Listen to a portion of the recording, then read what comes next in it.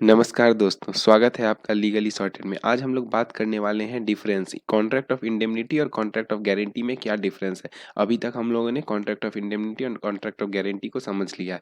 अगर आपने अभी तक हमारा वो वीडियो नहीं देखा है तो आप ज़रूर जाकर देखें, लिंक नीचे डिस्क्रिप्शन में है। तो आइए बात करते हैं डिफरेंस। सबसे पहले ये समझिए डिफरेंस होता क्या है। हम लोग बात करते करते थोड़ा बहुत देखें, लेकिन एग्जाम में डिफरेंस को लिखते कैसे हैं ये भी जानना बहुत जरूरी। तो सबसे पहले उसको टैब्यूलर फॉर्म में लिखने की कोशिश कीजिए ताकि एक अच्छा इंप्रेशन बनता है। तो सबसे पहले डेफिनेशन लिखिए। तो कॉन्ट्रैक्ट ऑफ इंडेमनिटी का डेफिनेशन आपको section 124 of Indian contract act में मिल जाएगा, वो लिखिएगा। और गारंटी का definition section 126 of Indian contract act में। उसके बाद इसको समझाने के लिए एग्जाम्पल। तो एग्जाम्पल तो खैर इंडेमनिटी और गारंटी के बहुत सारे आपको मिल जाएंगे, लेकिन एक इंपॉर्टेंट एग्जाम्पल जो है जिससे कि आपको इंडेमनिटी और गारंटी का कॉन्सेप्ट एकदम क्रिस्टल क्लियर हो जाएगा, जो कि आपको हमारे पिछले वीडियो में भी मिल जाएगा। Goulston discount company limited versus Clark का एग्जांपल आप इंडेमनिटी में दीजिए और बर्गमे वर्सेस डैर्नल का एग्जांपल आप गारंटी में दीजिए। उसके बाद एक बहुत ही कॉमन डिफरेंस है कॉन्ट्रैक्ट ऑफ इंडेमनिटी और कॉन्ट्रैक्ट ऑफ गारंटी के बीच, कि इंडेमनिटी में दो पार्टीज होते हैं, इंडेमनीफायर और इंडेमनीफाइड। वहीं गारंटी में तीन पार्टीज होते हैं। कौन कौन? प्रिंसिपल डेटर, क्रेडिटर और श्योरिटी। उसके बाद यही एक इंपॉर्टेंट है कि इंडेमनिटी में सिर्फ एक ही कॉन्ट्रैक्ट होता है जो कि इंडेमनिटी कॉन्ट्रैक्ट होता है, लेकिन गारंटी में तीन कॉन्ट्रैक्ट होते हैं। क्या क्या? प्रिंसिपल कॉन्ट्रैक्ट, सेकेंडरी कॉन्ट्रैक्ट और इम्प्लाइड कॉन्ट्रैक्ट। उसके बाद एक इंपॉर्टेंट डिफरेंस है, the liability of the indemnifier to the indemnified is primary. तो लाइबिलिटी जो होगी ये प्राइमरी होगी और इंडिपेंडेंट होगी।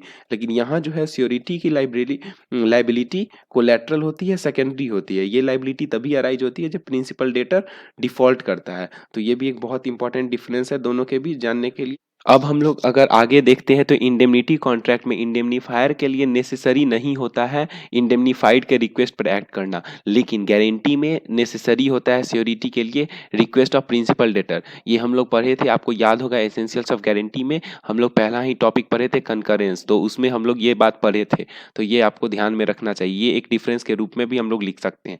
उसके बाद आगे देखेंगे तो the liability of the indemnifier arises only on the happening of a contingency. ये बहुत इंपॉर्टेंट कंडीशन है इंडेमनिटी के लिए, जो कि हम लोग पहले देखे थे, जो कि यहाँ नहीं है। यहाँ पहले से ही एक डेट होता है जिसके लिए प्रिंसिपल डेटर लायबल होता है और श्योरिटी उसको गारंटी करता है। तो ये भी आपको ध्यान में रखनी चाहिए। और फाइनल पॉइंट है जो कि बहुत इंपॉर्टेंट पॉइंट है, an indemnifier can not sue a third party for loss in his own name because there is no privity of contract. He can do so only if there is an assignment in his favour. तो ये भी बहुत important है। आप section 124 को अगर ध्यान से पढ़िएगा तो आपको ये बात का एसेंस वहां मिल जाएगा। वहीं दूसरी ओर देखें तो गारंटी के कॉन्ट्रैक्ट में a surety on discharging the debt due by the principal debtor steps into shoes of the creditor. मतलब कि वो अगर श्योरिटी डेट पे कर दिया है तो उसके बाद श्योरिटी को क्रेडिटर के राइट्स मिल जाएंगे। ये हम लोग जब श्योरिटी के राइट्स आगे डिस्कस करेंगे तब भी समझ में आएगा। He can proceed against the principal debtor in his own right. तो हम लोगों ने 8 डिफरेंसेज यहाँ पर देखे हैं बेसिकली। तो चलिए एक बार सारे डिफरेंसेज को शुरू से रिकैप कर लेते हैं। सबसे पहले हम लोग देखें डेफिनेशन, उसके बाद एक एग्जाम्पल, उसके बाद देखें नंबर ऑफ पार्टीज। तो ये तीन डिफरेंस। उसके बाद हम लोग देखें कि लाइबिलिटी इंडिपेंडेंट होती है और क्या होती है। उसके बाद नंबर ऑफ कॉन्ट्रैक्ट्स का डिफरेंस है, तो ये 5 डिफरेंस हुआ।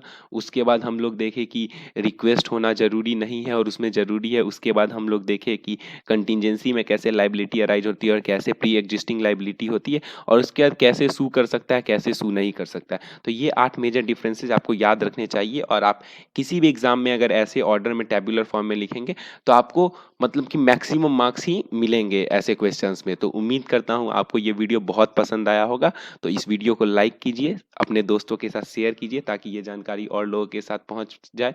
और दोस्तों इस चैनल को सब्सक्राइब करना ना भूलिए। सब्सक्राइब के साथ आप बेल आइकन को भी दबा दीजिए ताकि हमारा लेटेस्ट अपडेट सबसे पहले आपको मिले। अगर आपको कोई इस वीडियो से रिलेटेड डाउट्स हैं या क्वेरीज है तो आप नीचे कमेंट करके हमें बता सकते हैं, या फिर हमें contactlegallysorted@gmail.com पर भी लिख सकते हैं।